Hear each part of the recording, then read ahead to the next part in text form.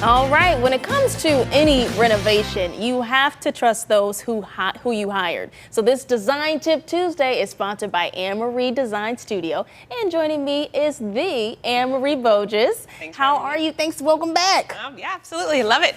So we are interested this Tuesday in renovation. Yes, Okay. transformation and renovation, right? Something new. Right, it's so Okay. much fun to watch. I think most people are excited when they see the finished product, Yeah. but they don't remember the process that has to happen, and I'm all about process, Yeah. but just getting to show someone before and after and letting them see.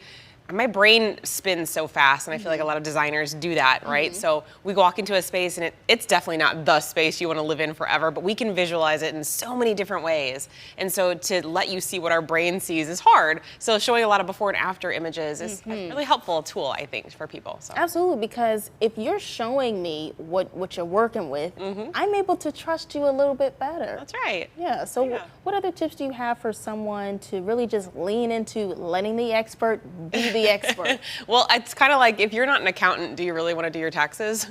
No.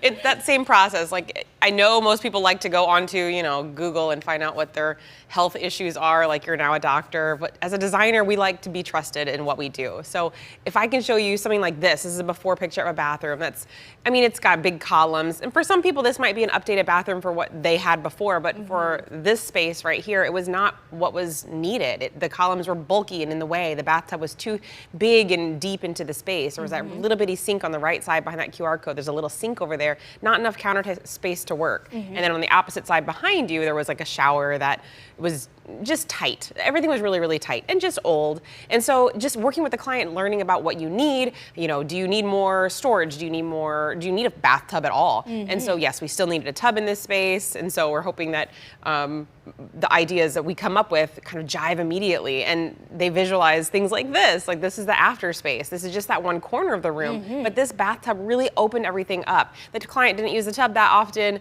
They really needed more storage space, so that cabinet over there has a mirror on the front of it. It just makes it look bigger. And then there's storage inside it for towels, and you can put undergarments inside the bathroom. A lot of people don't think about that. Maybe get rid of a dresser in your bedroom and put storage with drawers in your bathroom for socks and under things or swimwear, things like that. So learning how to make your space just feel more elevated. Like this is the same bathroom, this is that opposite back side. So this was sort of a tight feeling shower. The sink is in that space too, but it just felt not like them, not as open and airy. Behind that shower is a closet. You can just see the edge of that doorway, but it was a kind of a tight little closet. You'd think, oh, a walk-in closet, that's really great. But the way that the organization was inside of it, it just felt clunky. And so instead we took the cabinetry and made tons more storage with drawers and a lot of things like linens and things like that can go in tall cabinetry as well. That shower too, we took that shower, we shoved it into that corner closet back there.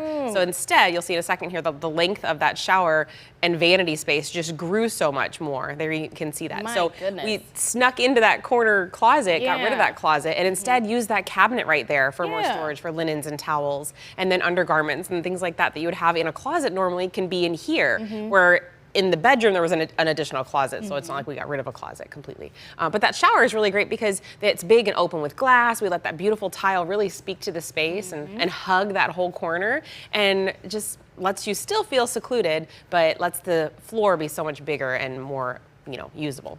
Yeah, I think when you look at these renovations, sometimes you can think, oh, they're only doing a certain renovation for this particular bathroom. But when you have an expert, they open up your mind to different ways you can utilize your space. Like this kitchen here, so this is a Kirkwood home. It's a smaller home. It was really hard to figure out how can you make this kitchen feel any bigger than it was. There was different ceiling heights we were working with.